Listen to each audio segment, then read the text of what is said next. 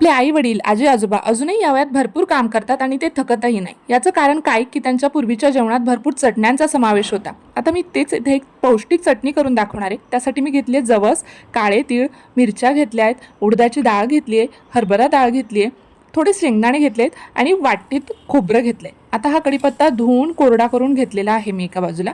त्यानंतर आपण तव्यावरती सगळे जिन्नस भाजून घ्यायचे आहेत। आता साऊथ इंडियन लोक ही जी कढीपत्त्याची चटणी करतात त्यालाच ते म्हणतात पोडी, जे की ते इडलीवर वगैरे टाकून खातात। आपल्याकडे ह्या पूर्वीपासून सगळ्याच चटण्या आहेत आणि आपणच आता खात नाही। शेंगदाणे मी भाजून घेतलेत आणि नंतर खोबरे सुद्धा छान खमंग भाजून घेणार आहे।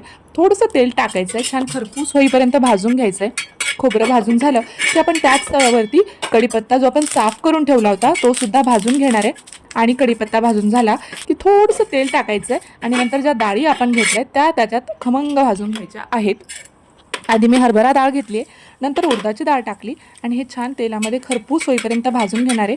आणि नंतर मी टाकले जवस। आता जवस खूप चांगले असतात, त्याच्यात असतं ओमेगा 3 जे की लहान मुलांना आणि मोठ्यांना सुद्धा खूप चांगलं असतं। त्यानंतर मी घेतले काळे तीळ। तुमच्याकडे काळे तीळ अवेलेबल नसतील तर तुम्ही पांढरे तीळ सुद्धा घेऊ शकतात।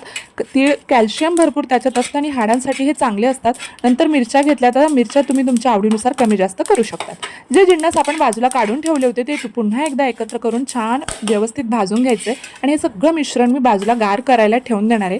एकदा का हे मिश्रण गार झालं की आपण मिक्सर जारमध्ये याला ट्रान्सफर करूया आणि चटकन अशी चटणी तयार करून घ्यायची। आहा, इतकी पौष्टिक चटणी असते, तुम्ही नक्कीच ट्राय करून बघा। तुम्हाला कशी वाटली रेसिपी नक्की सांगा।